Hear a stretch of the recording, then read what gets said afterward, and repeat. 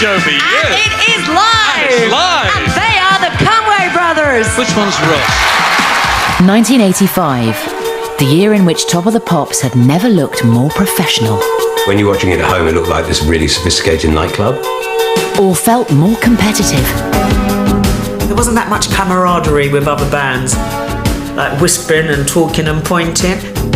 The show now reflected the state of Thatcher's Britain, with a new breed of ambitious pop star. We were so confident.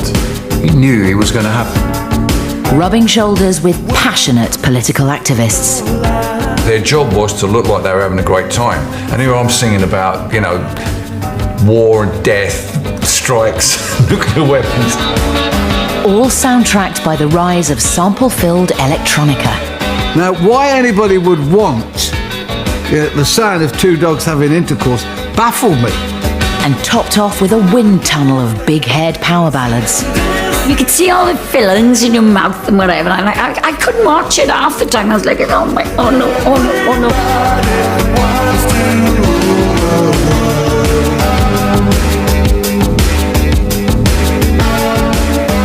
Imagine a vehicle that can drive you 5 miles for a penny. A vehicle that needs no petrol, just a battery.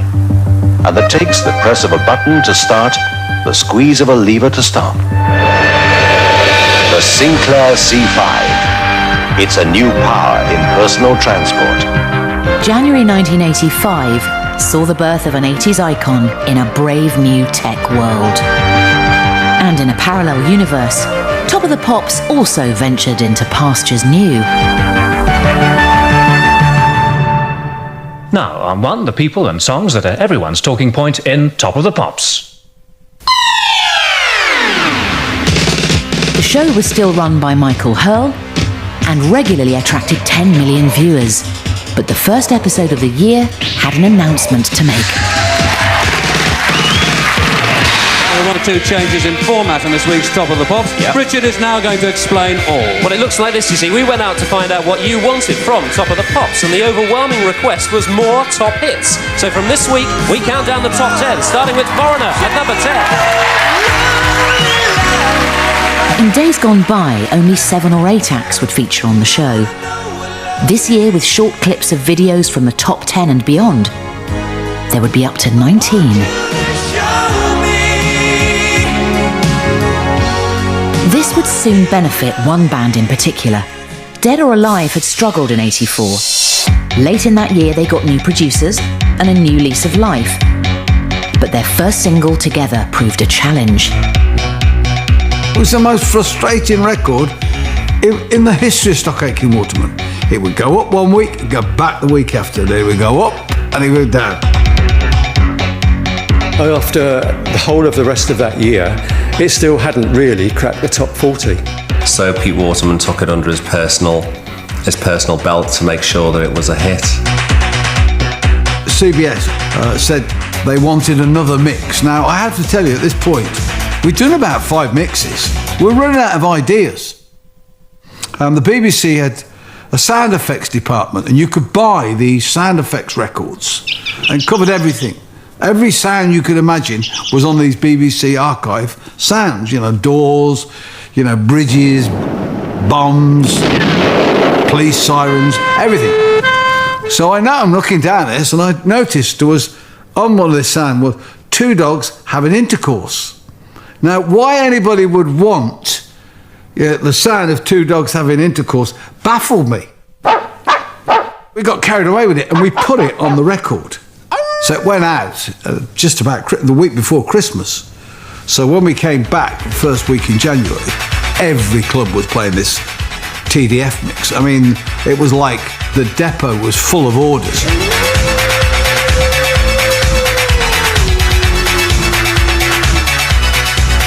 TDF, was not Tour de Force. It actually stood for 2 dogs.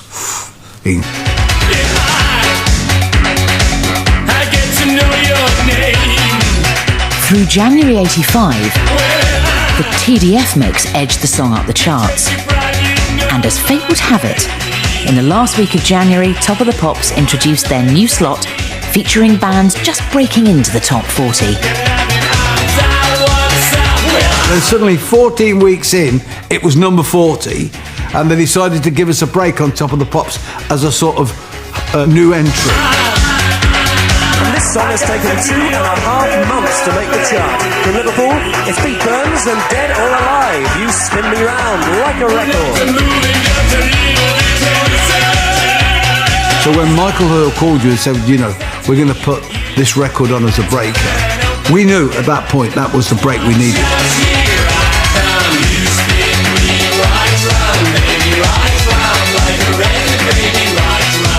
No matter how many mixes we'd done, the fact that Top of the Pops was going to show the video, we knew it was all over.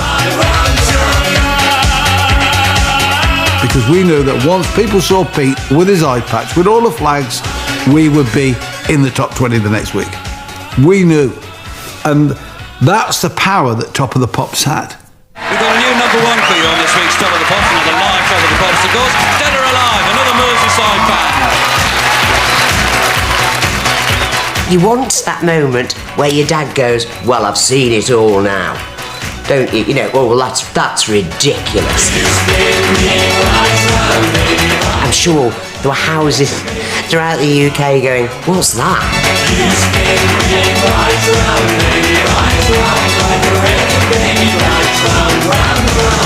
The dog howls on Dead or Alive's infamous TDF mix were programmed with a keyboard sampler.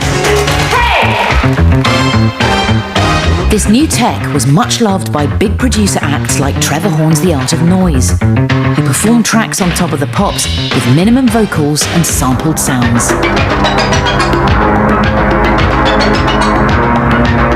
Up till now, their favourite toy, the Fairlight sampler, was, at 30 grand, the same price as a house.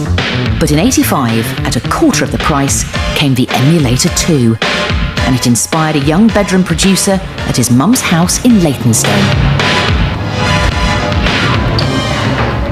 Around the start of '85, I was just at home and I was reading the paper and I saw that there was a programme on about Vietnam coming on, so I taped it. In World War II, the average age of the combat soldier was 26. In Vietnam, he was 19. And I found it very intriguing, the fact that the kids at the time that were going out to battle were only 19 years old, and yet in America you can't even have a drink till you're 21. So I taped the programme, and I was just mucking about with some rhythms and stuff like that, and I put some of the commentary in to the emulator, and one bit it just said, in Vietnam he was 19. In Vietnam, he was 19. And I tapped it a few times, you know, on the keyboard, and it went no. I thought, wow, that's different. 19.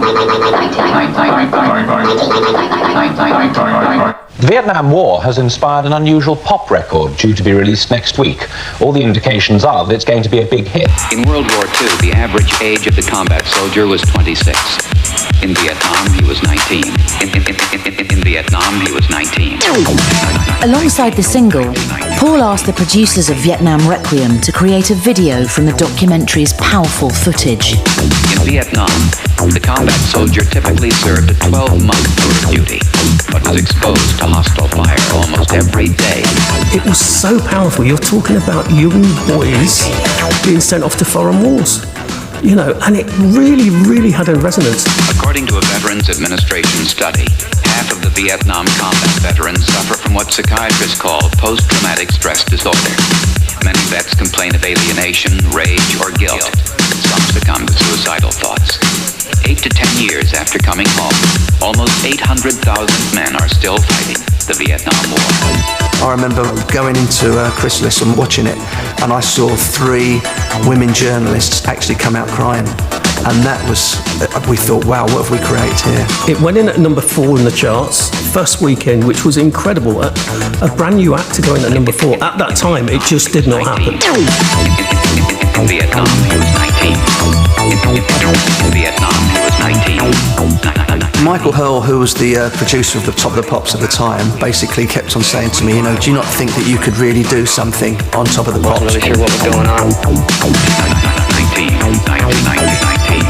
I think it would have been difficult for him to do that. How would he performed the song? He'd probably end up like Harold Faltermeyer did, with the most boring live performance that I think that you'd ever see on Top of the Pops. Harold would not appear on Top of the Pops again and stalled at number 2. But Paul's cut and paste technique in music and video proved an irresistible chart-topping formula. He's a producer, he remixes records, and he's number 1. Yes, for the second week running, Paul Hardcastle, 19.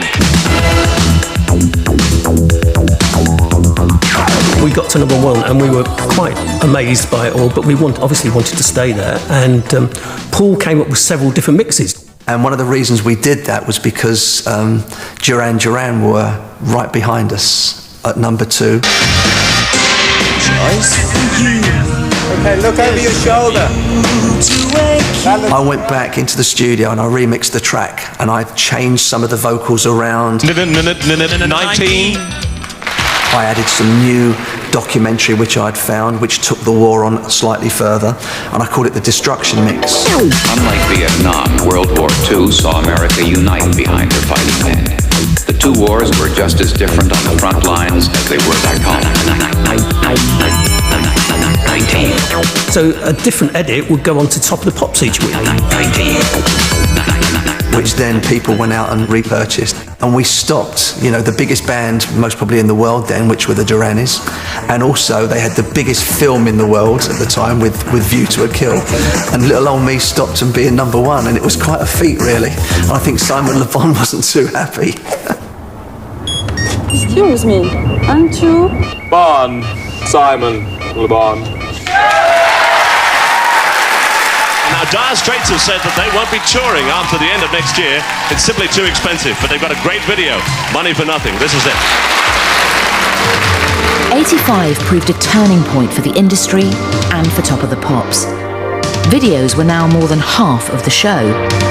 MTV hadn't arrived in Europe yet, but in America, exposure on the channel almost guaranteed success.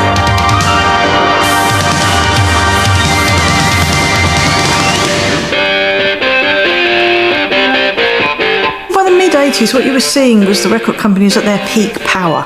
They knew how to market things. If you were launching a new washing powder, you'd do, you know, a big expensive ad, put it on lots of slots, and hopefully give it some sort of twist that got people talking about it. If you were launching a new band, you make a big expensive video, get it on MTV, and hopefully with some kind of innovative twist that got people talking about it. Look at them yo-yos, that's the way you do it. You play the guitar on the MTV. That ain't working, that's the way you do it.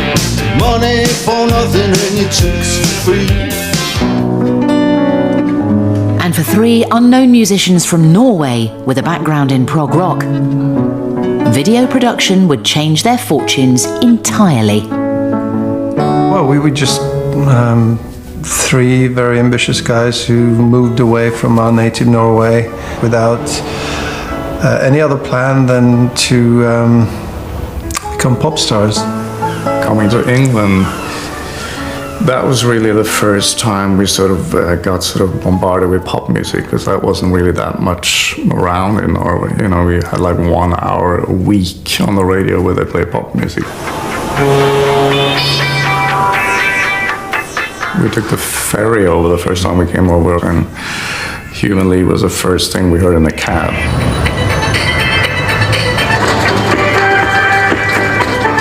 You know, builders would have blaring radios playing, you know, whistling along to pop songs that were current, and it just felt really vibey and really different. And then hearing things like Soft Cell, Depeche Mode, all that electronic stuff that was going on was to us kind of like, whoa, this is kind of perfect for us. After a couple of years in the UK, a-ha got a deal and started doing the rounds of kids' TV shows. But there was a problem. Nobody bought their debut single. Until Warner Brothers US, who'd signed a-ha, proposed a hugely expensive hand-drawn video aimed at MTV. Now, 3 guys who come from Norway. It's reputed that £100,000 was spent on their videos worth every penny. A smash in America, now a smash in Britain. Take On Me, a-ha.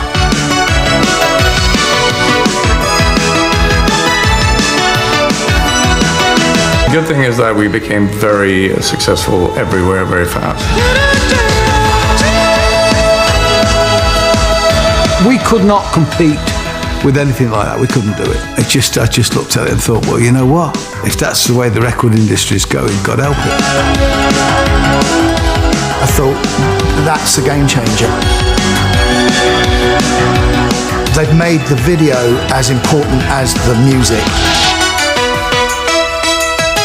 We actually sort of knew it was going to happen, if I can say that. We were so confident. It helped us, but it also propelled us into this lighter end of the music press. The bad thing is that you don't get to sculpt it, your career. Everybody assumes they know everything about you based on that one song. And when those cheekbones finally appeared in person on Top of the Pops, their teen image was sealed. The fact that video led the way, it put our faces everywhere, and we didn't really expect that, so we felt kind of pushed into the smash hits, and we kind of just embraced it, but immediately thinking, whoa, this is super uncomfortable, what's going to happen now? We just tried to hold on for dear life, and it's like riding a wild horse.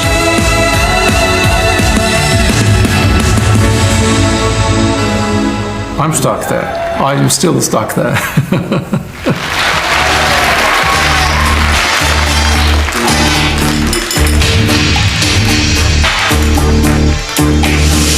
1985 saw the biggest pop groups of recent years grow older and start to take themselves very seriously. Half of the Durans indulged their artistic side with Arcadia.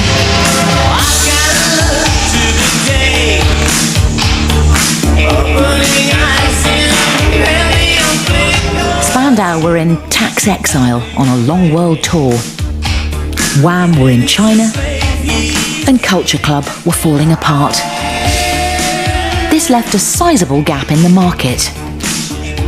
You always have, every 2 or 3 years, a new generation of pop fans turning around, where they don't necessarily want the same heroes and heroines as their big brother or sister, they want their own. The record labels sensed an opportunity, as did one band from Coventry, whose big boots matched their ambitions, and who appeared to know exactly what they were doing. 2 years ago, when I first heard of King, a picture came through the post of a dolphin and Doc Martin boots. You were going to live that down? I think both those things simply were, we used the dolphin and the boots as a symbol of what King were about musically and spiritually.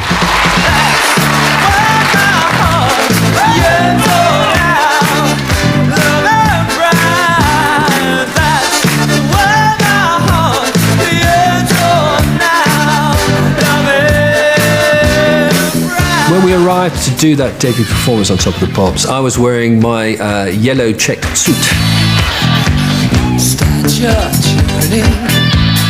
We all had this big spiky hair going off all over the place.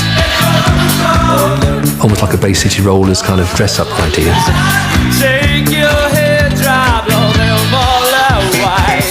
I thought we could be that mixture of a credible rock band who could appeal to a teen pop audience. Unfortunately for us, our record label looked to the check suits and the Dr. Martin boots and saw a novelty band. As they could say, okay, hit single band, great. Maybe 1 year, 2 years of life. 85, King were everywhere. I don't think there was one pop show that King did not appear on. Throughout 85, I think we were on Top of the Pops 7 times. In the era that we broke through with things like smash hits and videos and Top of the Pops, you're going to be picked up by teenagers. In the end, for us, unfortunately, that became the predominant audience that our record label wanted to direct their focus for us towards.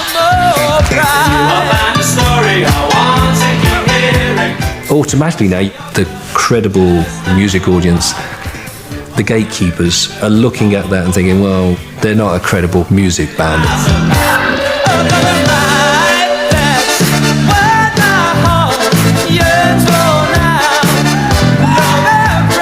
King weren't really part of my world. They weren't part of like the club scene. They didn't feel that cool. And they were like this kind of weird, almost Frankenstein's monster with styled up bits of lots of other bands stuck together with a kind of Rod Stewart mullet and some DMs on top.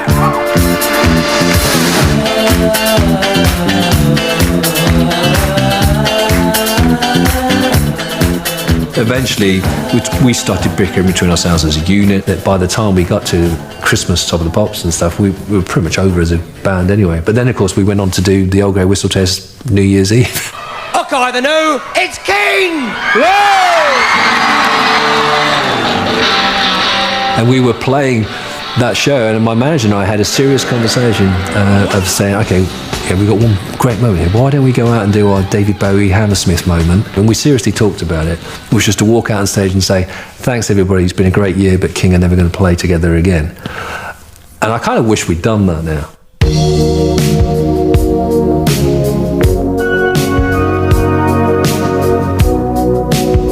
But in '85, it wasn't just the teenage Top of the Pops market that record companies had their eye on. I've gotta take a little time to think things over. I think the rise of the power ballad was very much the record companies reasserting their control. Read between the lines. It was a way of appealing back to the mainstream who'd been alienated by pop at the start of the 80s by these weird girls dressed as boys and boys dressed as girls and men wearing tablecloths across one shoulder.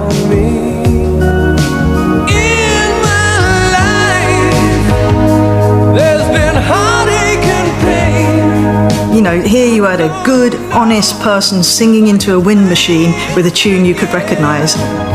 Power ballad has to be very big hair, very serious expression. Soaring vocals, strings. In a way, it was kind of the Housewife's revenge.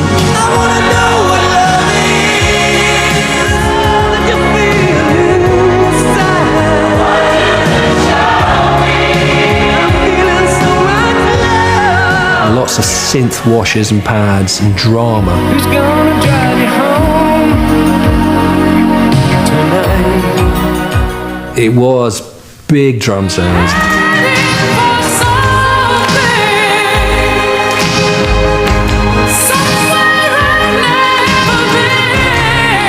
Snare drums going on for 9 seconds per hit. Lots of emotion and a little bit of cheese.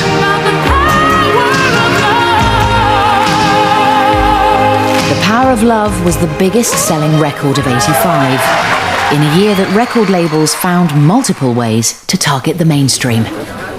The interesting thing about '85, I think, is the explosion of songs coming from movies. Madonna had Into the Groove from Desperately Seeking Susan. Harold Faltermeyer's Axel F was from Beverly Hills Cop. Duran Duran's View to a Kill. Tina Turner's We Don't Need Another Hero from Mad Max. You've got a situation with a lot of the big corporations that were actually had a film arm. The synergy of record companies and film companies often being owned by the same people, and they're suddenly realising, hey, we could maximise our exposure to this song if we have it on our soundtrack. In '85, power ballads found a natural home on movie soundtracks. And this tradition was arguably started by a ballad from a British star, first released in '84. Well, Holding Out for a Hero was written for the film Footloose, and it was in a very exciting part of the film, so it had to be high energy, you know. They took me to film studios to play the rushes of the part where Kevin Bacon was doing the chicken run in the film, you know, where his foot gets stuck on the accelerator and he wins. The record was initially a flop until it was championed by the same clubbing audience who adopted You Spin Me Round. And in '85, the song made a dramatic re-entry into the charts. And still at number 2, a great lady who had no idea that the single had been released until it charted. Holding Out for a Hero, aren't we all? It's Bonnie Tyler. When I was asked to go on Top of the Pops, I'll never forget where I was, because I was living in New York at the time in a suite in the Parker Meridian. And there was a swimming pool on the top floor. And I get a phone call to say, come back to London to do Top of the Pops. And I said, yeah.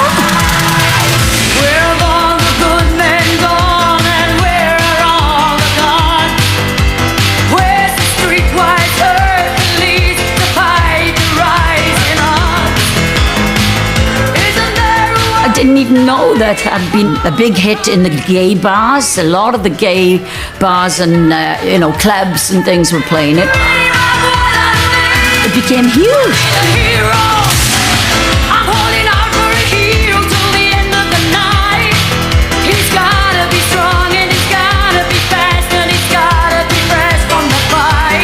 It's very majestic, and with Jim Steinman, everything's in there, but the kitchen sink,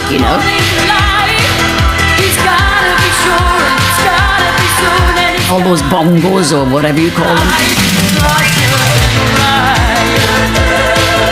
And the backing vocals, they build and they build and they build to a crescendo,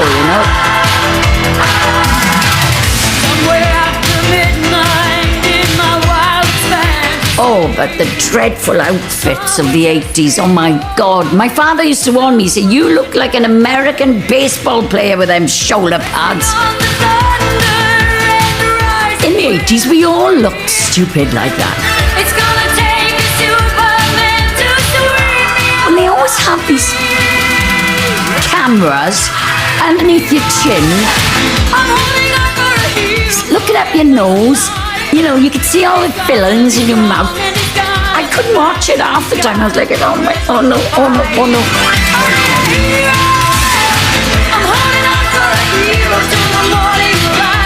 I love the song, and I love performing it live as well.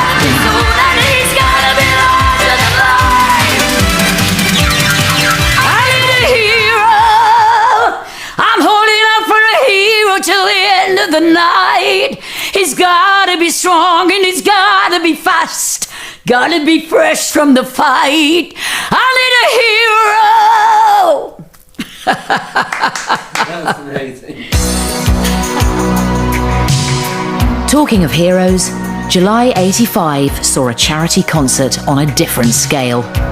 To me, it is not a pop concert. To me, it's not a TV show. To me, it's simply a means of keeping people alive. It got royal approval as the new pop elite joined forces with rock's older statesmen. The feeling about the concert is so exciting. I think it's going to be marvellous. I think it'll be on my mind just how many people are watching while I'm singing. We were going to be the first band on until quite late in the day when they managed to get the Mighty Quo, which was the perfect starter.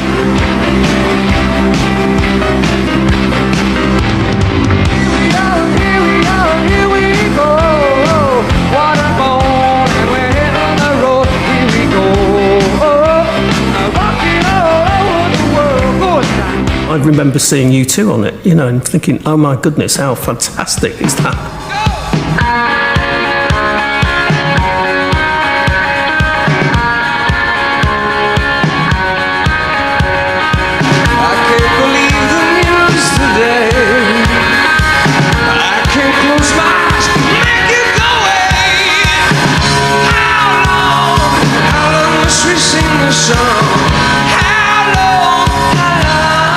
It really did wonders for a lot of bands, even the bands that had maybe slightly peaked. It rejuvenated them, I think. Well, look, if you want to hold your peace, come on, hold it somewhere else. Somebody has to do something about this. Come on. I don't want to hurt you. But famine in Africa wasn't the only issue on people's minds in 85. There were demonstrations against nuclear weapons, and the miners' strike reached a tipping point.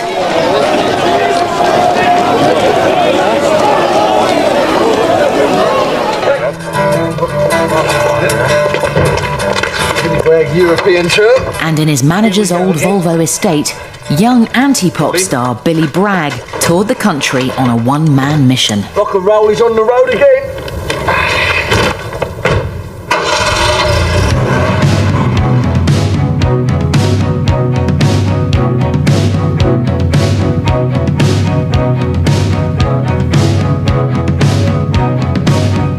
The miners' strike had been going on since the spring of 1984. A lot of people were involved in supporting different pits. Billy herself come and did a gig down in Corby for us and raised us X amount of money, and in return I should like to have the pleasure of presenting him with this lamp.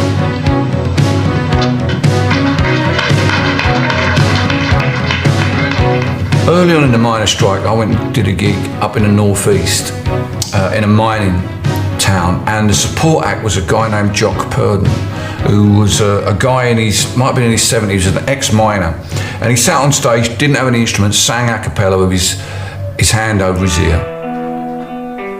So I wanted to write a song that expressed clearly that I was part of that tradition now, and Between the Wars was that song. I played the union, and as times got harder, I looked to the government to help the working man.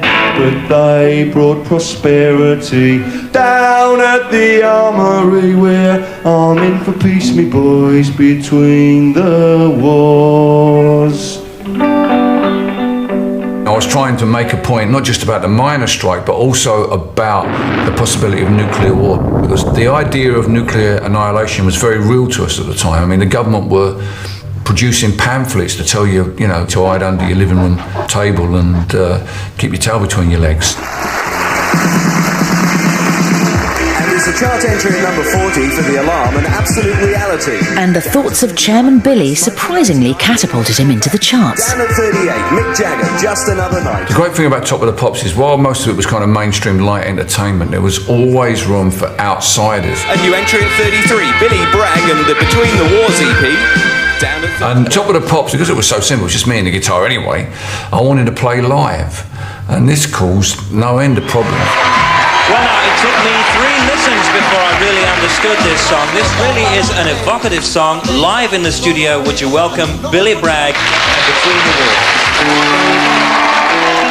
I can remember Steve Wright asking, what's the song about? So I gave him a whole explanation about, nuclear war and the strike and everything. I was a miner, I was a docker, I was a railwayman. Between the wars, I raised a family in time of austerity with sweat at the foundry. Between the wars. The thing about the audience for Top of the Pops was that their job was to look like they were having a great time. And here I'm singing about, war and death, strikes, nuclear weapons. But they brought prosperity down at the armory, we're arming for peace, me boys, between the wars. I remember the director going over to the audience at the tip of the stage where I was performing and giving them directions to kind of dance to the song. And then nodding everything, and him walking off, and then I walked over to the tip of the stage and said, look, I'm really playing this live, okay? I'm not miming. So do what you got to do, but bear in mind, I'm actually playing live, so please don't do anything that distracts me. This is a land of hope and glory. Mine is the green field and the factory floor. These are the skies all dark with bombers. I felt I got a lot of support from that audience. They realised it was something different here. It wasn't just run-of-the-mill, some bloke miming a song and, it didn't really matter. They recognised I was actually performing. While Billy's song climbed the charts, the impoverished miners resorted to desperate measures, and the strike came to a sad and bitter end. And we were told, you'll never stand a major industrial strike, let alone a coal strike. Mr. President, it lasted a whole year, but we did just that and won. The strike might have been over, but elsewhere political passions were still running high, with anger at American cruise missiles being stored at an airbase in Berkshire. And some of Top of the Pop's most famous faces found themselves right in the middle of it. When we went up to Greenham Common, we went up to meet the ladies, and it was a really, really early start, and we were going to take some wood and food parcels up to the girls at Greenham Common. And in the background, you could see these bombers, these massive American B-52s, I think they were, all covered in mist. It was very, very eerie. We went up to the fence, and there was a soldier there, and he kind of looked at us, and he said, I really like the Style Council, and I didn't expect to see you sort of guys here. You know, what you're doing supporting these women. And I just sort of said to him about, you know, do you not really listen to what the lyrics about the band have actually been singing about, and what Paul's written about with these lyrics? And he clearly just didn't understand it. And as we kind of begged to differ and walked away, he just sort of gobbed at us through the fence. With their next single, the Style Council clearly nailed their political colours to the mast, taking aim at Thatcher's government and targets closer to home at Top of the Pops.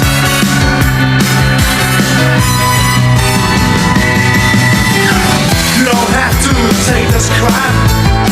You don't have to sit back and relax. You can actually try changing it.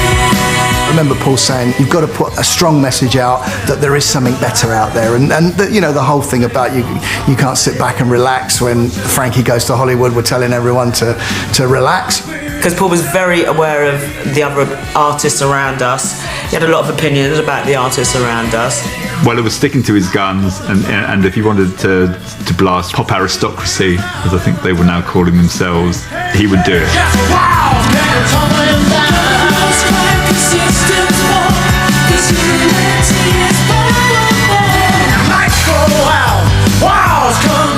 When we were at Top of the Pops, there wasn't that much camaraderie with other bands. A bit of meanness in the canteen, like whispering and talking and pointing.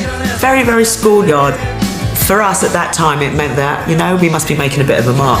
Are you gonna get to realize the cause was real, not my thought of jazz? The like Jericho, yes, wow, nigga, somebody in that. I think it was a bit of a call to arms at that time, and it firmly stamped what the whole band were thinking. You know, we all had different issues and agendas, but we were all broadly very, very left wing, and it was the sort of record for me that really encapsulated what the band was about. Are you gonna be that man? The public enemy is number 10. Those who play the power game, they take the profits, you take the blame. But when it came to the video, the band's decision to get real and take pop to the comrades in Poland took them on an enlightening journey. But this is our video for our new single called Walls Come Tumbling Down. You know, I knew kind of Poland was behind the Iron Curtain, and that was where the alarm bell started to ring for me. But we went. It rained for 4 days. Mick managed to bump into somebody and they dropped their baby on a tram. I drank probably more vodka than I'd ever had in my life. We hardly ate. It was a very drab place, Warsaw, in 1985. The people were very, very downtrodden. You could see the evidence of alcoholism. It was just a grim place.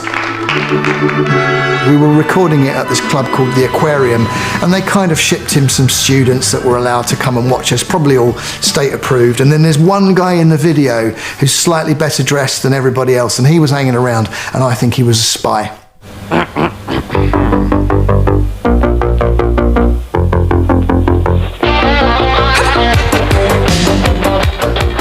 When the Eurythmics let the cameras into their studios in '85, the power duo were at the top of their game.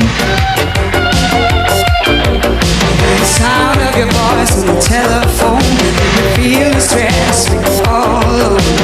Why do I feel so incomplete when you're not here? I'm just obsolete. Loving like a ball and chain. Make it all right now, loving like a ball and chain. Feels too good. My bed is burning. Annie and Dave had a smash album with 4 hit singles, and they, alongside other British power duos,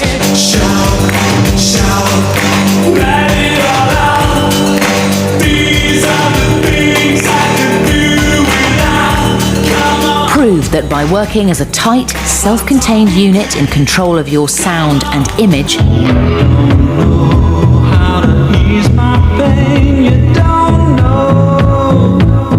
this new breed of duo, including Tears for Fears and Godley and Cream, could move from indie to mainstream international success without losing their cred.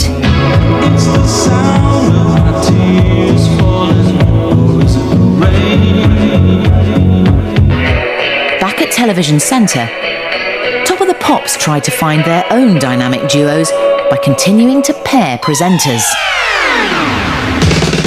And in '85, when Kid Jensen, one of the show's favourite faces, left the BBC, his long-term sidekick John Peel found a new friend.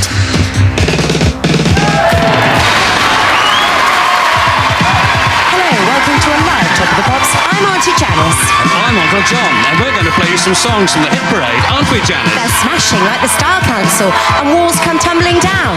We were mates and both loved music, both from the same neck of the woods, and we just hit it off straight away. And when David Jensen left Radio 1 to go to Capital, Peely would only do Top of the Pops with me. He said to Michael Hull, I'm not going to do it unless I can do it with Janice.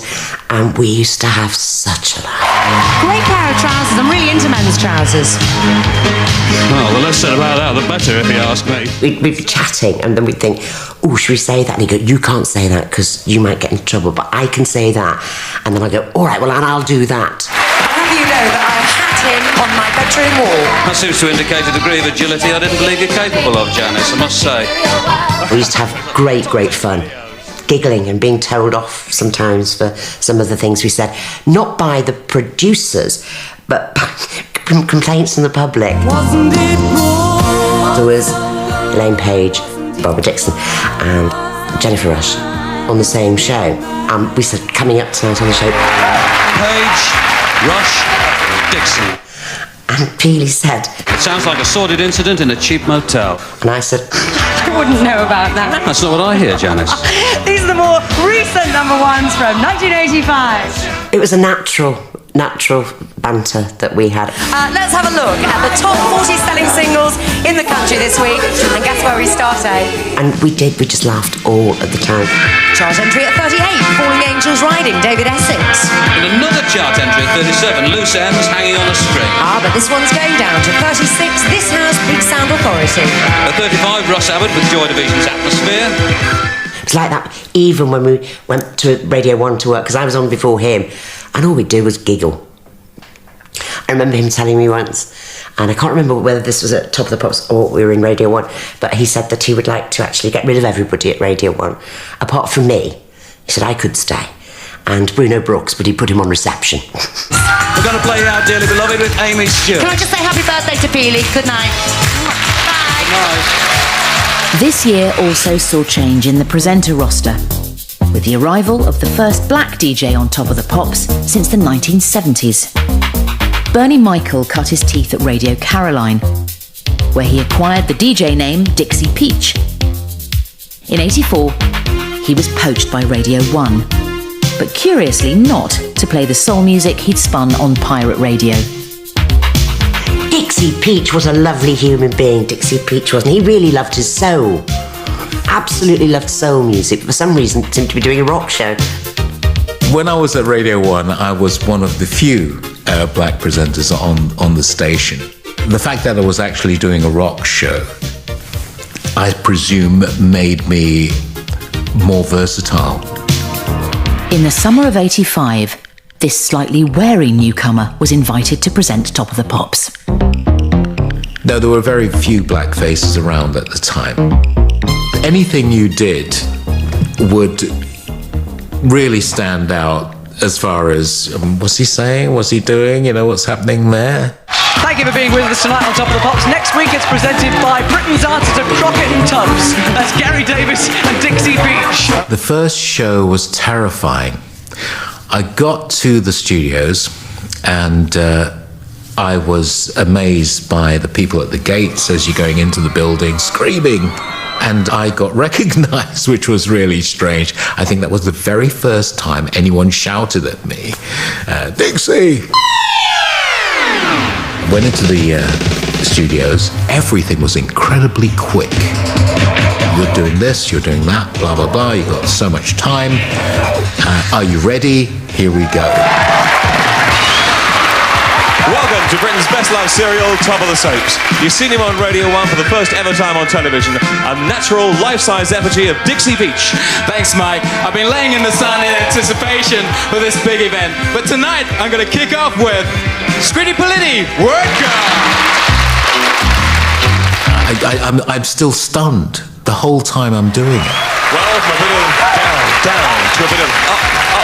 I probably had a bit of paper down there, and I would have had what bands are coming up next on it. Here are the top 40 breakers.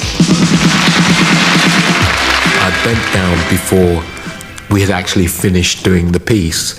So that just goes to show that my timing and everything, I need to get that together. It took me a little while. Madonna, great stuff by Madonna there. Now to the sound at number 30. It's Fergal Sharkey with Loving You. The links were mainly a natural thing. We would get to the studio, we would have no idea who was performing that particular show. We'd no idea what we were doing.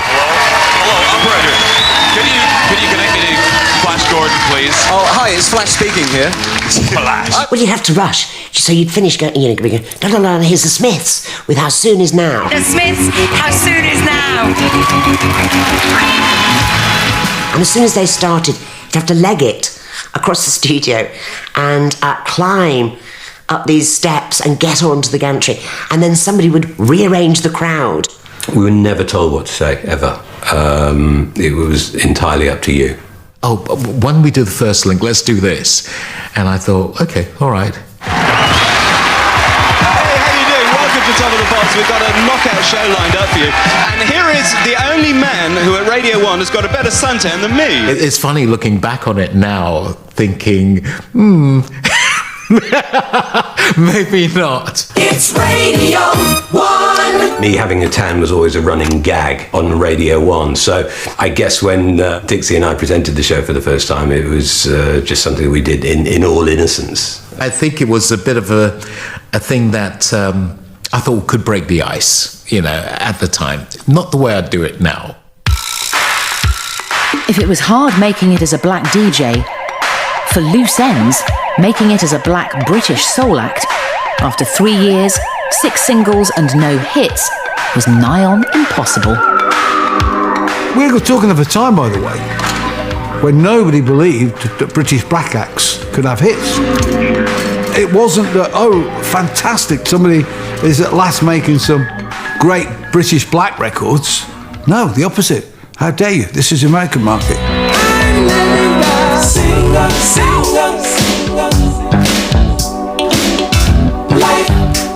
In the face of that prejudice, but inspired by the new electro soul of American hitmakers like Cameo, Loose Ends went in search of a stateside sound.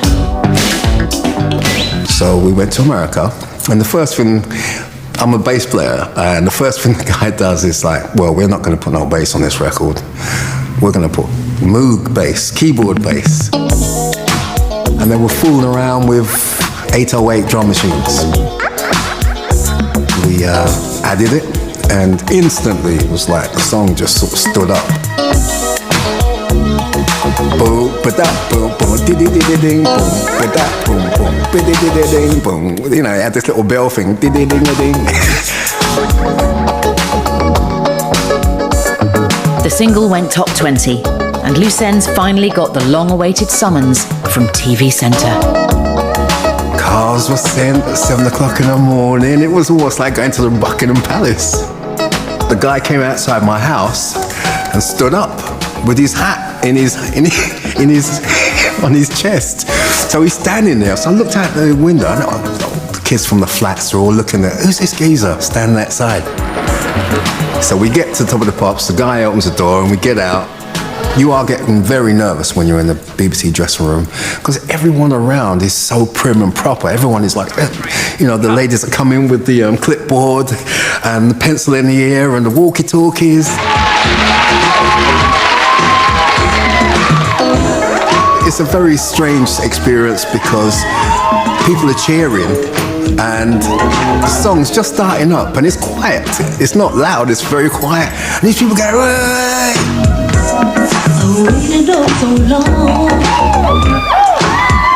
When I saw it back, I just thought, wow, didn't feel like that. They made it look so different. Now when people are seeing it, they don't get that. They just get the performance. Baby, I feel it too.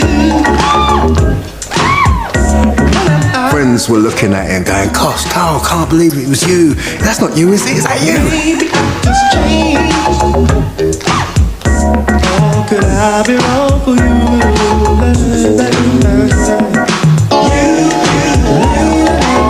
You got me hanging on the Pop music was very white at the time, but what you're starting to see is groups like Loose Ends, which were the start of there being a proper British soul music. Still heavily influenced by America, but it was mixed with that very English jazz funk feel as well.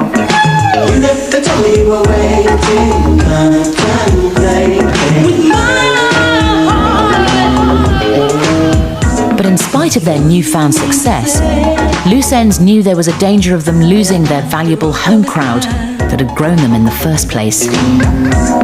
I waited like a fool. Once you were now making mainstream music, you could lose your core audience. It was almost a prerequisite of success for British soul music. We had these people that worked with us that showed us that today you do Top of the Pops, let's go down to Harlesden, like a little reggae club in Harlesden, and let's do a PA for these people because they don't know you're coming and you just now was on TV. So if you turn up, it's gonna be like, wow.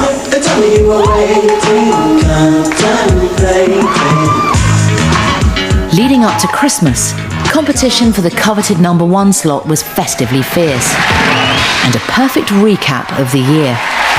Well, hey, how you doing? Welcome to Top of the Pops. Do you realise only 10 days to go to stuff your Christmas turkey, 10 days to buy all your Christmas records? Tonight, some of the records you've already bought. He is so... Among the contenders, there was a song from a movie.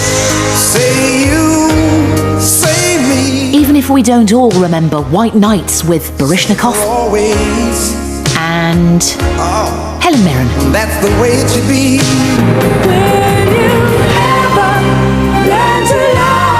The Style Council's DC Lee had a soul power ballad in the top 3.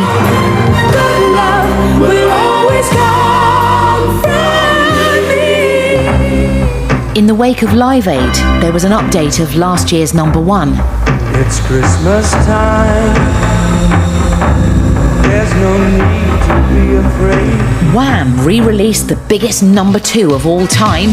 Last Christmas I gave you my heart, but the very next day you gave it away.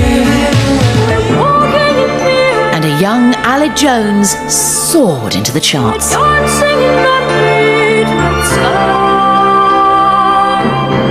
Through the dry ice, it looked like no one else had a snowball's chance in hell of getting to #1. But never underestimate the hit machine who'd been waiting in the wings for a whole year. Right now on Top of the Pops, a very big hit. The biggest climber on the chart this week, up 28 places to #10. Merry Christmas, everyone. Here's Shakin' Stevens. At that particular time of the 80s, I mean, everybody and their dad was putting out Christmas tracks. Snow is falling all around me.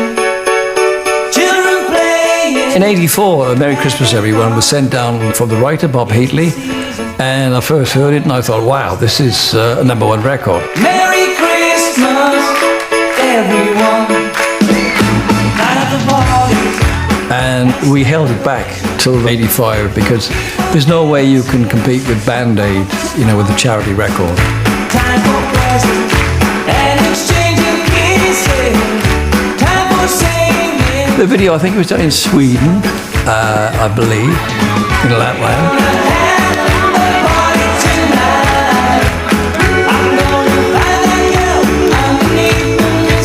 I didn't know what to wear. I had these jumpers. I don't know where they came from. And I thought, I'll put this on, you know. I still get a bit of poke about my jumpers.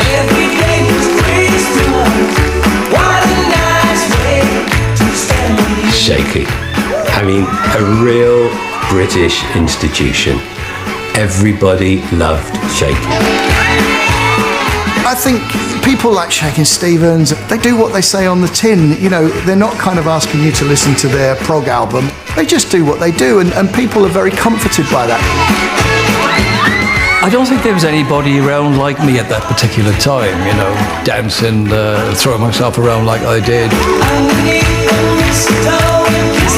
I guess I just suited Top of the Pops. Merry Christmas, everyone. Merry Christmas, everyone. He smashed it, didn't he? Went straight in and beat everybody, and Wham and Band Aid. They couldn't get a look in. It was Shakey's year, wasn't it?